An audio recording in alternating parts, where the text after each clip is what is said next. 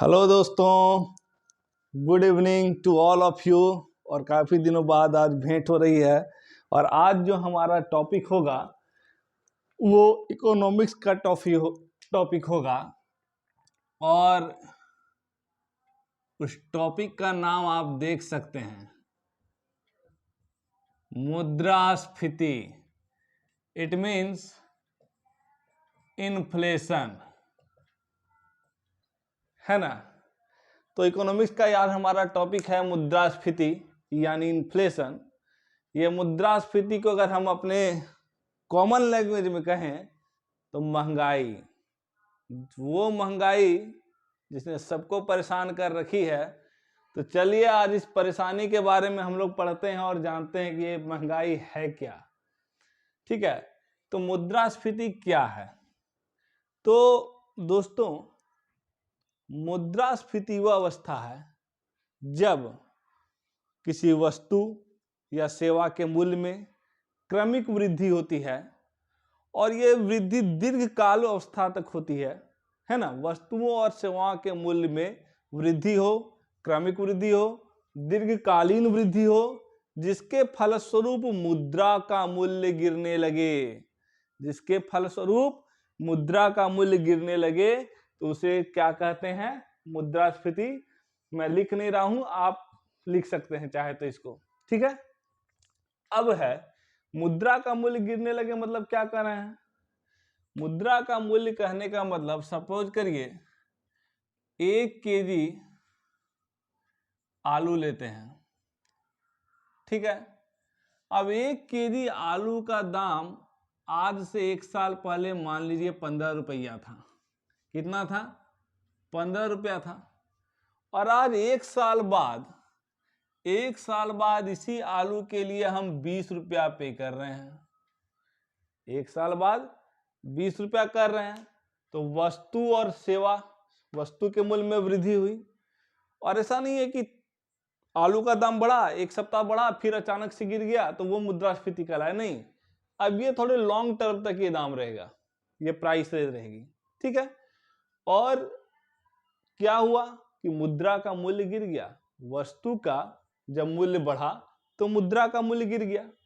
आप कहिएगा ये तो आप उल्टा बात कर रहे हैं, 15 रुपया से 20 रुपया हो गया तो मुद्रा का वैल्यू तो बढ़ गया। आप कह रहे हैं कि वैल्यू गिर गया। भैया हम इसलिए कह रहे हैं कि इसको सोचिए थोड़ा दूसरे तरीके से। सपोज करिए पहले एक काम को करने में, किसी एक काम को करने में आप 5 आदमी लगते थे। ठीक है, यानी 5 आदमी में ये इफिशियंसी थी। छोड़िए 5 आदमी, हम एक ही आदमी रखते हैं। पहले किसी एक काम को करने के लिए एक आदमी लगता था, यानी इस एक आदमी की इफिशियंसी इतनी थी कि वो एक काम कर लेता था। अब इसी काम को करने में 2 आदमी की जरूरत है। अब आप बताइए इस आदमी का वैल्यू या इफिशियंसी बढ़ा या गिर गया? आपके सामने है। ये अकेला पहले इस काम को कर लेता था, अब इससे अकेले नहीं होता है, तो इसका इफिशियंसी बढ़ा या गिर गया? गिर गया। ठीक उसी तरह से यहाँ आलू तो हमको उतना ही मिल रहा है जितना हम पहले खरीदते थे, लेकिन उसके लिए जेब में से खर्च हमको 15 के बजाय 20 करना पड़ रहा है, यानी पैकेट से थोड़ा ज्यादा माल निकल रहा है। तो हमारे मुद्रा का वैल्यू क्या हुआ? गिर गया। तो यही स्थिति मुद्रास्फीति कहलाती है। ये मुद्रास्फीति का एकमात्र उदाहरण है। आलू के दाम बढ़ने को मुद्रास्फीति बिल्कुल नहीं समझिएगा, ये जस्ट लाइक एक एग्जाम्पल है। ठीक है, अब क्या है कि आप बोले कि मुद्रास्फीति ये होता है। अब मुद्रास्फीति में आपको 3 बात बिल्कुल याद रखना है। पहला, वस्तु और सेवा के मूल्य में वृद्धि हो। वस्तु और सेवा के मूल्य में वृद्धि, सेवा के मूल्य में वृद्धि हो। ठीक है, दूसरी बात, ये वृद्धि क्रमिक हो, दीर्घकालीन हो। क्रमिक मतलब लगातार हो, धीरे धीरे हो और दीर्घ काल तक हो। और तीसरी बात कि मुद्रा का मूल्य क्या हो, गिरने लगे।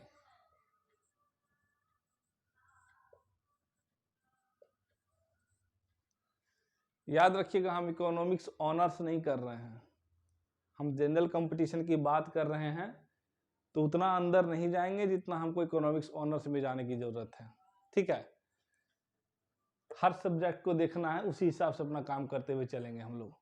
तो ये 3 शर्तें हैं आपके मुद्रास्फीति के लिए, और ये तीनों स्थितियां काफी हैं।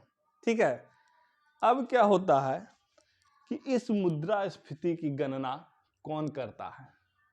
आखिर हमारे यहाँ मुद्रास्फीति की गणना कौन करता है, ये आपके एग्जाम का क्वेश्चन है। मुद्रास्फीति की जो गणना करता है उसे कहते हैं एनएसओ। क्या करते हैं? एनएसओ। एनएसओ यानी नेशनल स्टैटिस्टिकल ऑर्गेनाइजेशन।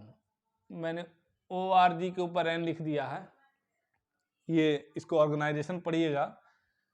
बीबीए में जब हम लोग पढ़ते थे तो हम लोग को बताया गया था इकोनॉमिक्स में ये चीज कि उतना लंबा लिखने की जरूरत नहीं है। ठीक है, नेशनल स्टैटिस्टिकल ऑर्गेनाइजेशन का मतलब क्या हो गया? राष्ट्रीय सांख्यिकी कार्यालय। ये हमारे देश में मुद्रास्फीति की गणना का काम करता है। वर्तमान में आज से कुछ साल पहले मुद्रास्फीति की गणना का काम CSO करती थी। नेशनल के जगह बस सेंट्रल लिख दीजिएगा, सेंट्रल स्टैटिस्टिकल ऑर्गेनाइजेशन। सेंट्रल यानी केंद्रीय सांख्यिकी का ऑर्गेनाइजेशन, नहीं ऑफिस। ठीक है, या मैंने ऑर्गेनाइजेशन लिख दिया, नेशनल स्टैटिस्टिकल ऑफिस। ठीक है, तो पहले ये काम CSO करती थी, अब ये काम NSO करती है। आखिर NSO ये काम कब से कर रही है? 2019 से। ये आपके एग्जाम का क्वेश्चन बन गया। ठीक है, कि हमारे देश में मुद्रास्फीति की गणना कौन करता है।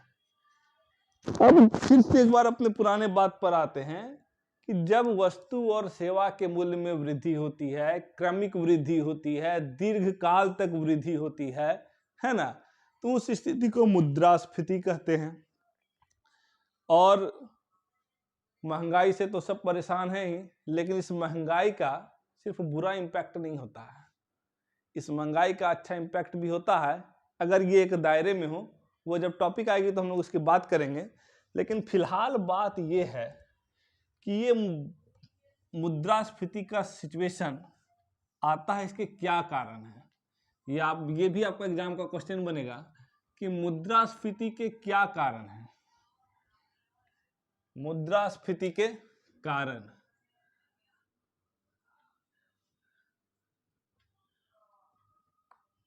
मुद्रास्फीति के कारण, काउज ऑफ इन्फ्लेशन। ठीक है, भारत में मुद्रास्फीति के क्या कारण है? तो पहला कारण है मांग जन्य। क्या कारण है? मांग जन्य, जिसको हम लोग कहते हैं cost demand pull. Cost pull नहीं, इसको हम लोग क्या कहते हैं? Demand pull. दूसरा मुद्रास्फीति का कारण है लागत जन्य। दूसरा कारण क्या है? लागत जन्य, जिसको कहते हैं कॉस्ट पुल। मुद्रास्फीति का एक और तीसरा कारण है आयातित। हम बात करेंगे ये क्या है। आयातित यानी इंपोर्टेड। और मुद्रास्फीति का चौथा एक कारण है जिससे हम लोग त्रस्त हैं, काला बाजारी प्लस जमाखोरी।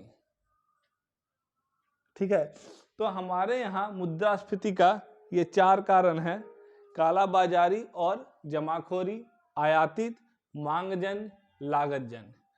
कहाँ गया? कालाबाजारी मतलब ब्लैक मार्केटिंग, जमाखोरी का होर्डिंग। ठीक है, अब हम पढ़ते हैं, और ये हमारे पेपर का क्वेश्चन है। आपके पेपर में 4 ऑप्शंस रहेगा, उनमें से एक ऑप्शन कोई दे दिया जाएगा, बाकी 3 कोई दूसरा रहेगा।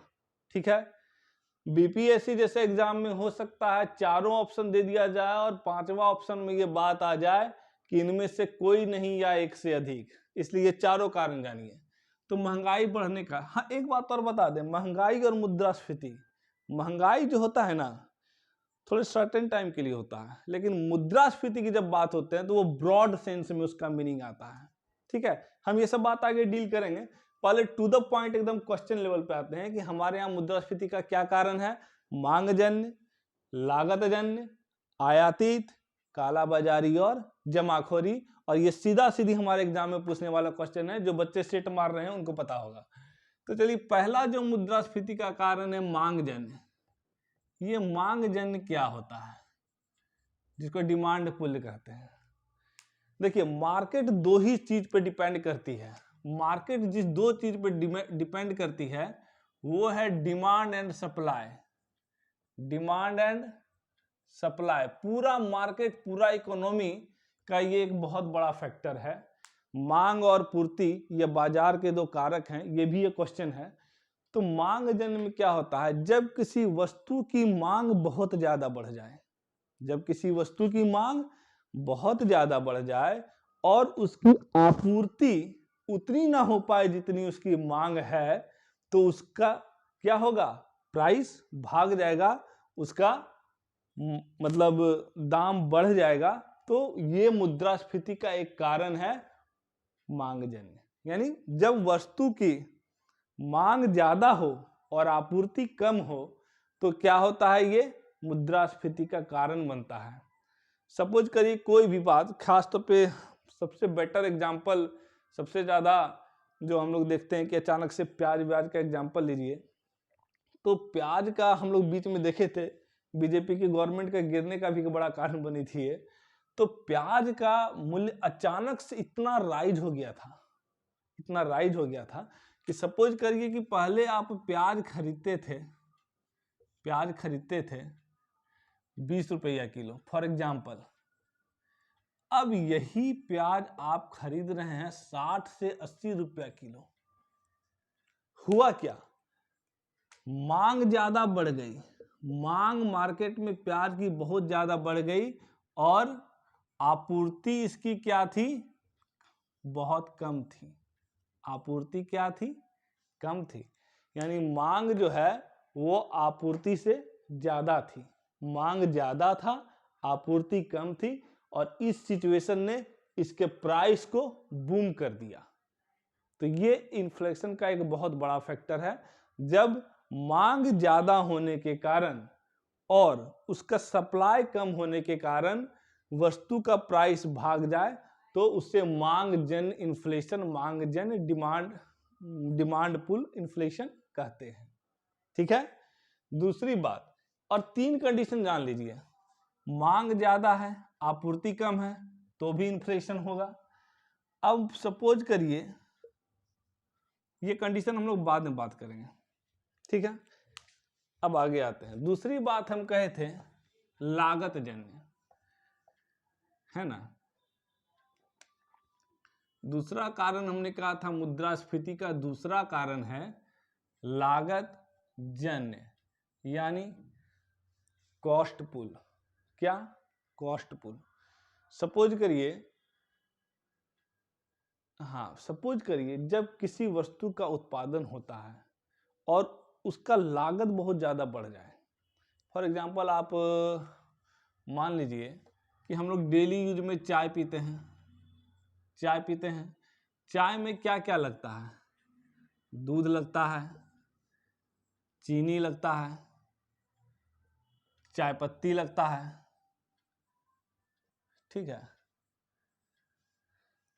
अब इसके अलावा आप इसमें जो मिला दीजिए इलायची इलायची अपने स्वाद के लिए, वो एक अलग बात है। लेकिन चाय बनने के लिए इन तीन चीज़ों का होना बहुत ज़्यादा जरूरी है। पानी तो रहता ही है, कहिएगा नहीं कि पानी छोड़ दिए, ठीक है।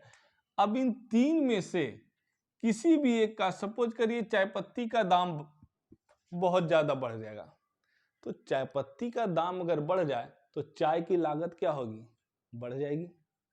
या चीनी का ही दाम बढ़ गया, चीनी पहले मान लेते हैं मार्केट में 30 रुपया केजी था, अब ये चीनी 50 रुपया केजी हो गया है, और ये चाय वाला पहले 5 रुपया में चाय दे रहा था, तो क्या चीनी का दाम इतना ज्यादा बढ़ जाने पर इसके लिए पॉसिबल है कि वही एक कप चाय वो 5 रुपया में दे?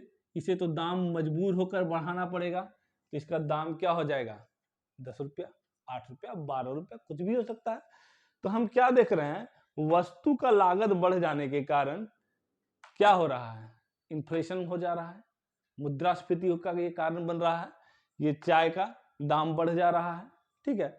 ऐसा आप कोई भी एग्जांपल ले सकते हैं। सपोज करिए आप किसी भी चीज का उत्पादन कर रहे हैं, आप फैक्ट्री में ही कोई एग्जांपल ले लीजिए, सपोज करिए टाटा की फैक्ट्री है, स्टेनलेस स्टील वगैरह से वहाँ कोई सामान बन रहा है, और स्टील का दाम बहुत ज़्यादा बढ़ जाए या लोहा का दाम बहुत ज़्यादा बढ़ जाए, तो उसका लागत क्या होगा, जो भी चीज़ प्रोड्यूस हो रहा है उसका लागत बढ़ जाएगा। तो क्या वो उसी सेम कीमत पर चीज़ों को दे पाएगा, बिल्कुल नहीं। वो ना चाहते हुए भी उसे प्राइस को रेज करना पड़ेगा, ठीक है। तो इस कारण ये लागत जन्य, जब वस्तु की लागत बढ़ जाने के कारण, वस्तु की लागत बढ़ जाने के कारण जो मुद्रास्फीति का सिचुएशन होता है वो लागत जन्य होता है, ठीक है।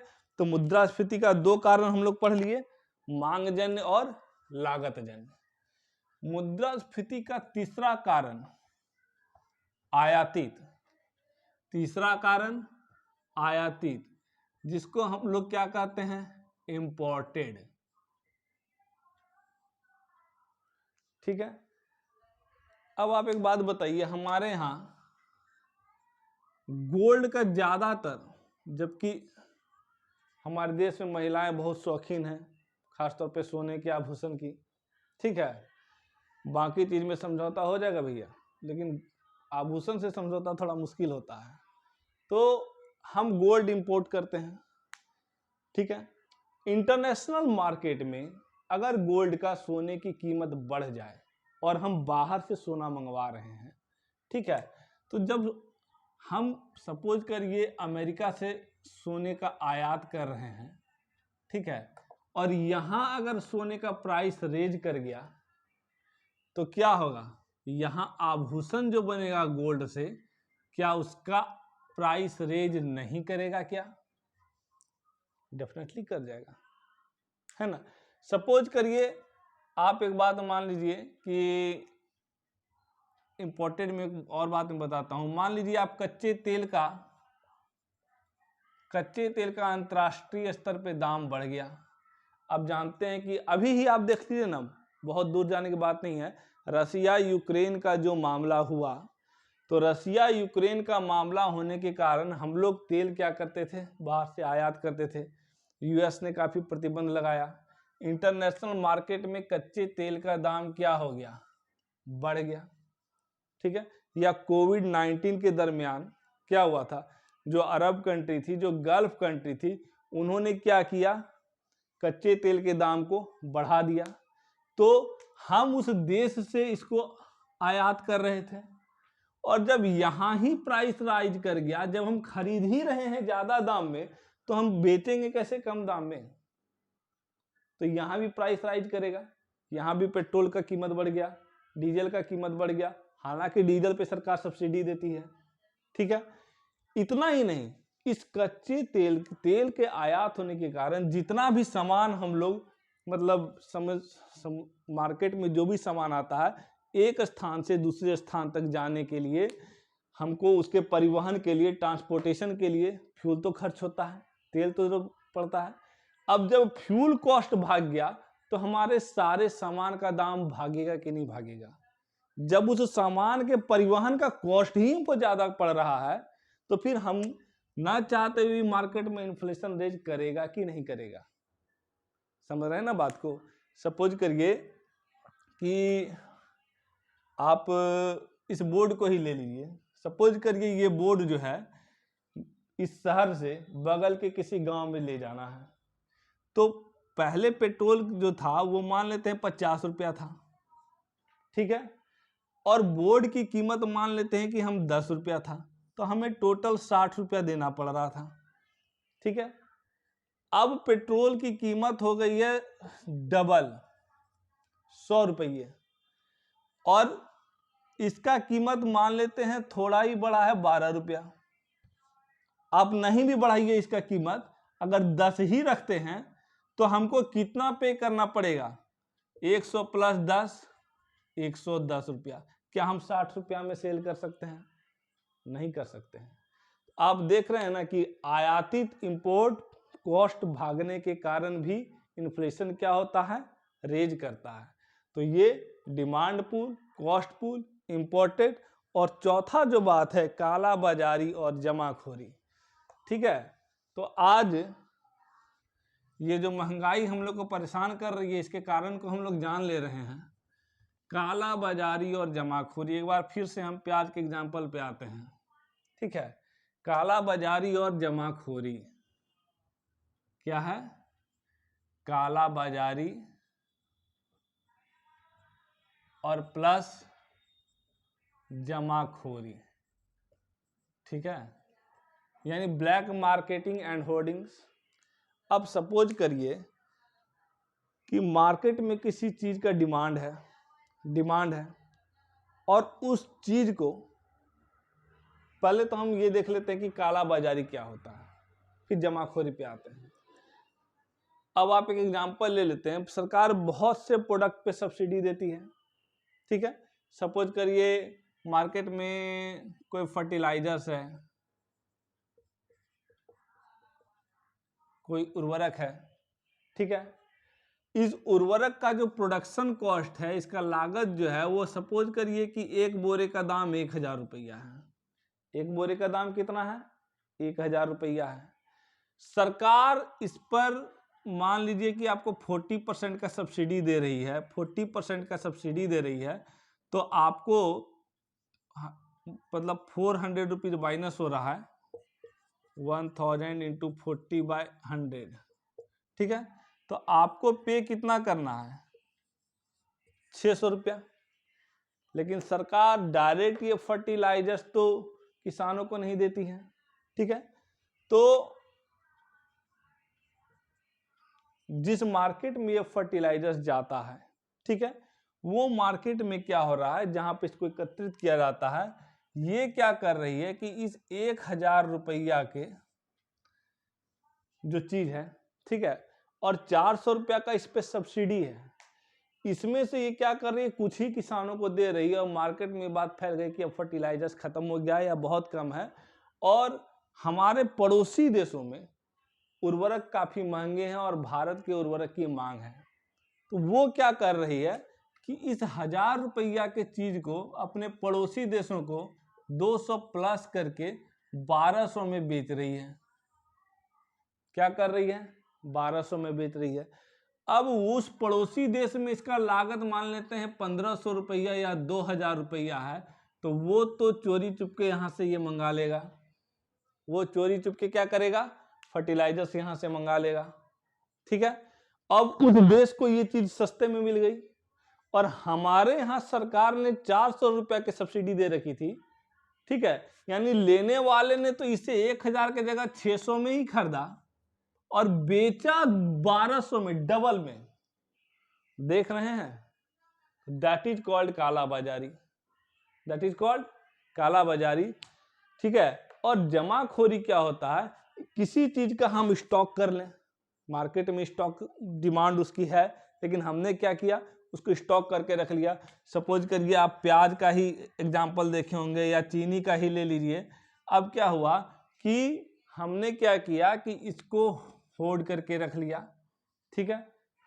अब जमाखोरी हम जानते हैं कि एक इलीगल एक्टिविटी है, सरकार के अनुसार आप एक सीमा तक ही किसी चीज को जमा रख सकते हैं, लेकिन यहाँ क्या होता है, उस सीमा के बाहर जाकर के चोरी छुपे उस चीज को क्या कर लिया जाता है, संग्रह ह्यूज अमाउंट में। उससे क्या होता है कि उस वस्तु वो जो वस्तु है मार्केट में कमी हो जाती है और उसकी डिमांड क्या होती है, बढ़ जाती है। इस प्याज का ही एग्जांपल लीजिए, जो प्याज बीच में 70-80 रुपया चला गया था, तो क्या हुआ था कि प्याज जो है जमाखोरी कर लिया गया था। मार्केट में क्या हुआ कि डिमांड है, लेकिन प्याज तो संग्रह है, हर जगह मार्केट में है नहीं, कुछ जगह जाकर के जमाखोरी कर लिया गया है। तो मार्केट में प्याज का डिमांड तो है, लेकिन सप्लाई नहीं हो पा रहा है। मार्केट में प्याज का सप्लाई नहीं हो पा रहा है।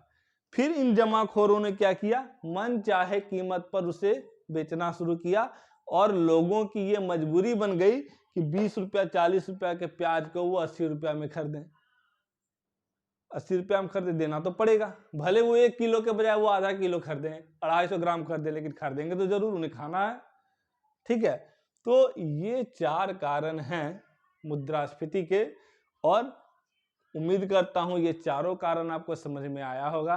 आप फीडबैक दीजिएगा, फिर हम इस चैप्टर में आगे बढ़ेंगे। Okay, thank you.